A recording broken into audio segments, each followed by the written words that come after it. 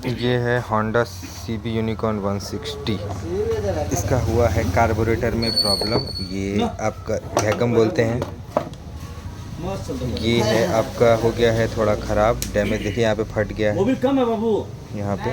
तो इसको हम लोग करेंगे न्यू से रिप्लेस। पिस्टन कम वैक्यूम, पार्ट नंबर है 16111K38901, प्राइस 399। चलिए इसको आप अनबॉक्सिंग कर।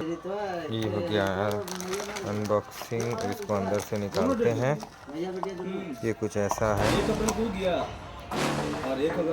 पार्ट नंबर इसमें भी दिया हुआ है। अब इसको और कुछ ऐसा है।